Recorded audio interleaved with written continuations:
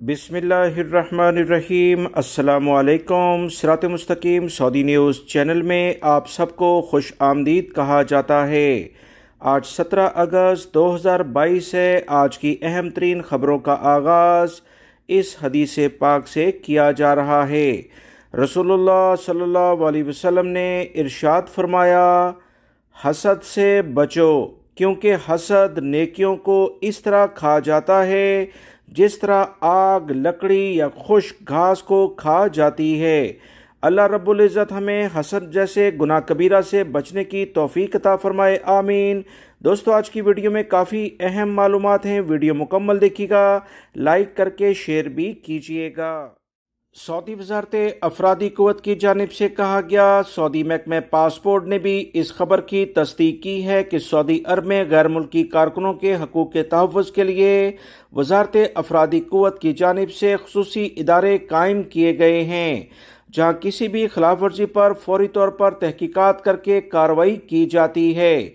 ऐसे अफराद जिनके कफील कंपनियां किसी भी लेवल पर इनके साथ ज्यादती करते हैं, इन्हें चाहिए कि वो मामले को सुलझाने की कोशिश करें। अगर ये कोशिश बेफायदा हो तो किसी ताखीर के बगैर लेबर कोड के मुकर्ररा इदारों से रजू करते हुए दरख्वास्त दायर करें, ताकि बाद में किसी भी किस्म की दुश्वारी का सामना ना करना पड़े।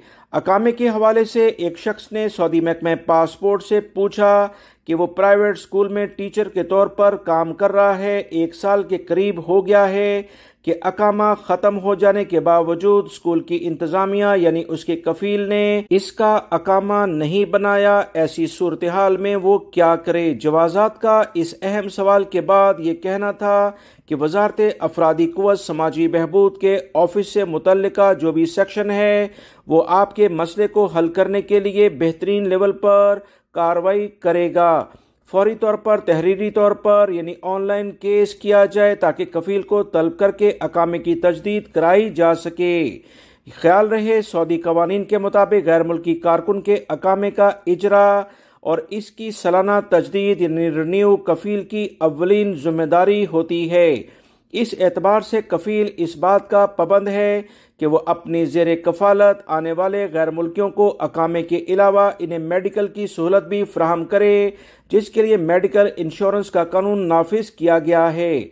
तिब्बी इंश्योरेंस के बगैर अकामे की तजदीद नहीं हो सकती है। लिहाजा वो गैर मुल्की भाई इस अहम खबर को अच्छे तरीके से जानें कि अगर आपका कफील या कंपनी आपका अकामा नहीं बनाते, अकामा ख़त्म हो जाता है, तो पहली फुर्सत में सऊदी वज़ारत अफरादी क़ुव्वत से रजू किया जाए ताकि आप दूसरी जगह पर मुलाजमत के लिहाज से अपना अकामा ट्रांसफ़र कर लें, क्योंकि अगर 3 दफ़ा अकामा आपका तजदीद नहीं होता, सऊदी महकमे पासपोर्ट के कवानीन के मुताबिक वो आपका फाइनल एग्जिट भी लगवा सकते हैं।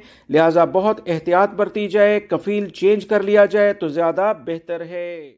सऊदी वज़ारत बल्दिया और देही आबादकारी के अमूर की जानिब से सऊदी अरब के मुख्तलिफ तिजारती इदारों के कारकुना के लिए प्रोफेशनल लाइसेंस की पाबंदी लगा दी गई है, जिस पर अमल दरामद 1 जून 2023 से बाकायदा शुरू किया जाएगा। सऊदी अरब की इस अहम खबर से मुतल्लिका जो इब्तदाई मालूमात आई थी दोस्तों, वो रात में मैंने अपने इसी चैनल पर शेयर की थी। इस बारे में सऊदी वज़ारत बल्दियात की जानिब से मज़ीद इतलात आ गई हैं। वज़ारत बल्दिया ने कहा कि किसी भी किस्म के कारोबार के कारकुन को 1 जून 2023 से प्रोफेशनल लाइसेंस हासिल करना होगा। इसके बगैर इसे मुतल्लिका कारोबार करने की कोई इजाज़त नहीं होगी। वज़ारत ने कहा कि यह लाइसेंस पेशा वराना सरगर्मियों और कारोबारी इदारे के परमिट के इजरा और तोसी के लिए ज़रूरी होगा। ये काम वज़ारत अफरादी क़ुव्वत समाजी बहबूद के प्रोफेशनल टेस्ट प्रोग्राम के ताउन से किया जाएगा।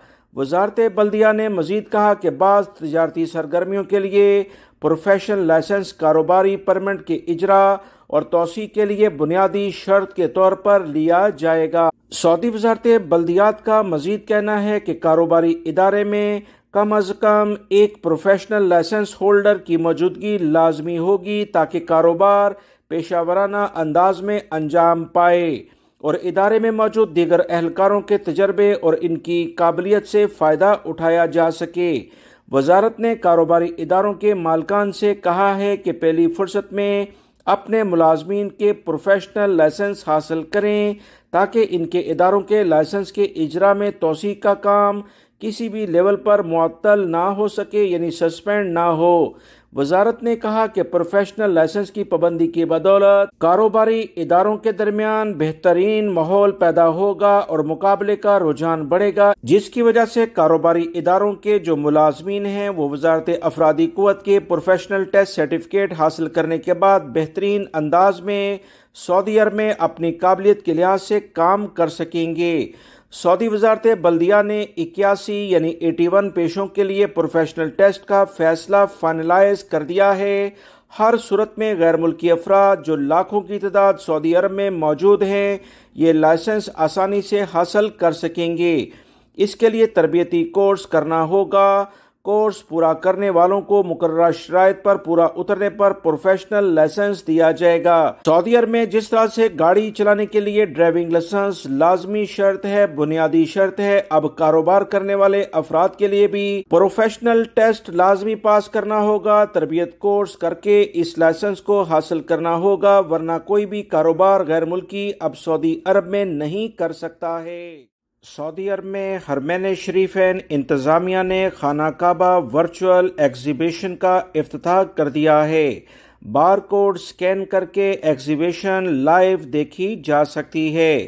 سعودی عرب میں حرمین شریفین انتظامیہ کے ماتحت نمائشوں اور عجائب گھروں کے امور کے سیکرٹری انجینئر ماہر الزہرانی نے کہا کہ اس نمائش کا مقصد یہ ہے کہ زائرین مسجد الحرام اور مسجد نبوی صلی اللہ علیہ وسلم کی سعودی خدمات سے متعارف ہوں، انہیں پتہ چلے کہ زائرین کو کیا کچھ سہولیات پیش کی جا رہی ہیں اور انہیں حج اور عمرے اور زیارت میں دی جانے والی آسانیوں کا بھی علم ہو سکے۔ غسل کعبہ کی تقریب کے حوالے سے نمائش میں خانہ کعبہ کے فرش اور اس کی دیواروں کی صفائی اور دھلائی میں استعمال ہونے والے آلات اور سامان بھی رکھے گئے ہیں۔